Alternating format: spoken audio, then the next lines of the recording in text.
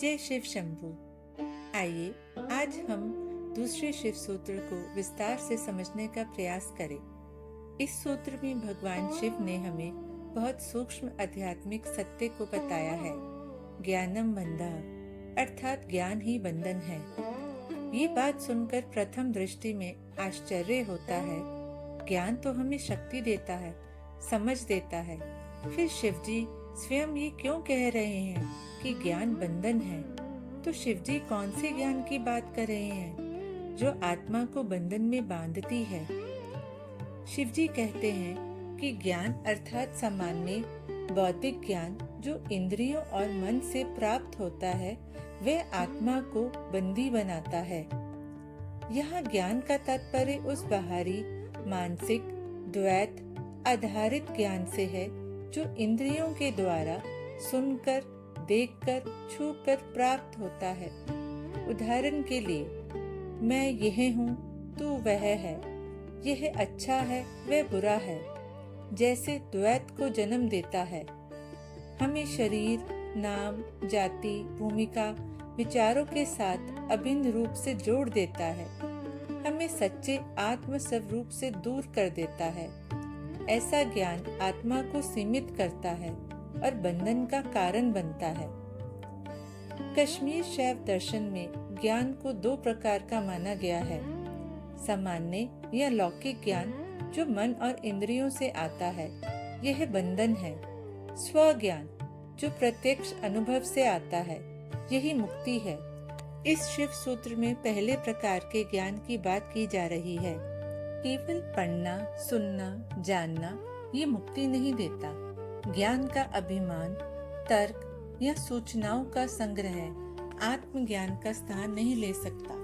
जब तक हम ज्ञान के ज्ञाता को नहीं पहचानते, तब तक हम बंधन में हैं। उदाहरण, कोई व्यक्ति शास्त्र पढ़ता है लेकिन उसके भीतर क्रोध, डर और द्वेष है। इसका अर्थ है कि वह ज्ञान अभी तक उसकी आत्मा में नहीं उतरा। ऐसा ज्ञान बंधन बन जाता है क्योंकि वह केवल मन तक सीमित है, हृदय और आत्मा में अभी तक नहीं पहुंचा। अर्थात सीमित और मानसिक ज्ञान ही आत्मा का बंधन है।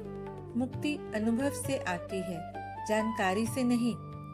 ज्ञान जब तक अहंकार को पोषित करे वह बंधन है। ज्ञान जब अहम को विसर्जित कर दे तो वह मुक्ति है।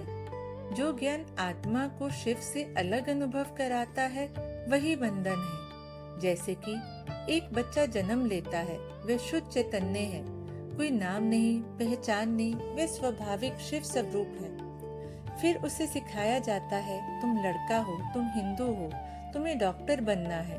धीरे धीरे वह ज्ञान का जाल बुन लेता है। अब वह मैं हूँ यह की सीमित पहचान में फंस जाता है। यही बंधन है। जो ज्ञान संकुचित करे वह बंधन है। जो ज्ञान स्वरूप की ओर ले जाए वही मुक्ति का मार्ग है। जो ज्ञान अहंकार को बढ़ाए वह बंधन है। जो ज्ञान तुम्हें स्वयं में मिलाए वही सच्चा ज्ञान है। पहला सूत्र कहता है कि तुम शिव हो। दूसरा सूत्र कहता है तुम ये भूल गए क्योंकि तुमने ज्ञान को पकड़ लिया। ज्ञान के जाल से मुक्त होकर स्वयं को जानना ही परम सत्य है।